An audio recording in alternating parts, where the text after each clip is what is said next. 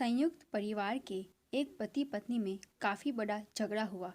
यह झगड़ा उन छोटे मोटे झगड़ों से ज़्यादा गंभीर था जो हर पति पत्नी में सामान्यतः होता है, क्योंकि इस झगड़े में एक दूसरे की आलोचना करते करते बात इतनी बिगड़ गई थी कि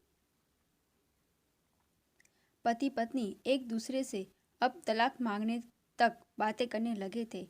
संयुक्त परिवार के बाकी के सभी लोग बहुत परेशान हो गए और वह सब किसी तरह इन दोनों को समझाकर इस झगड़े का अंत करना चाहते थे। जब सभी के प्रयास काम नहीं आए तो वे लोग पति पत्नी के इस झगड़े को घर के सबसे बुजुर्ग सदस्य यानी दादाजी के पास लेकर गए।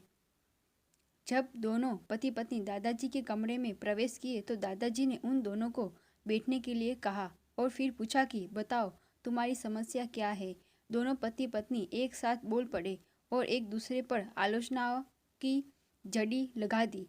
जितनी कमियां पत्नी अपने पति में गिना रही थी, उससे ज़्यादा कमियां पति भी अपनी पत्नी में गिना रहा था और कई मिनटों तक यह सिलसिला चलता रहा। दादाजी ने भी इन दोनों को नहीं रोका और इनको अपना अपना गुस्सा एक दूसरे पर उतारने दिया।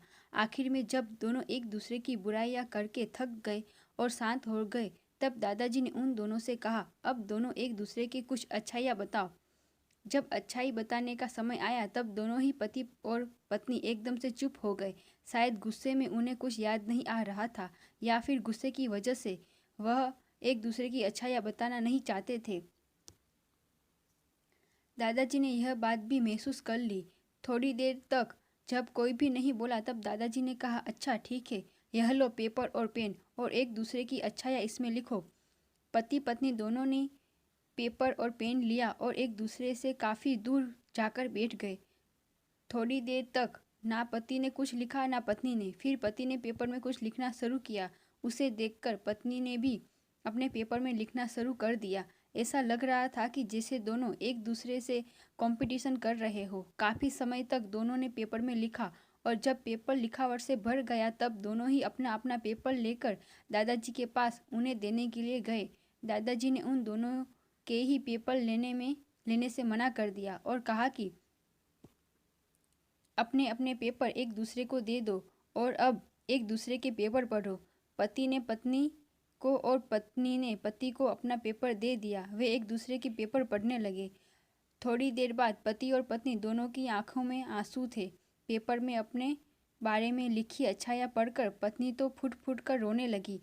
पत्नी को रोता देख पति उसे चुप कराने के लिए दौड़ पड़ा और माफ़ी मांगते हुए उसे मनाने लगा। पत्नी ने भी पति की माफ़ी मांगी और माहौल ऐसा हो गया जैसे कभी कोई झगड़ा हुआ ही नहीं था। दोस्तों, कमियां और खूबियां जगत के हर इंसान में होती है। अब हमारे ऊपर होता है कि हम कमियां देखकर अपने जीवन को नर्क बना लें या खूबियां देखकर अपने जीवन को स्वर्ग बना दें।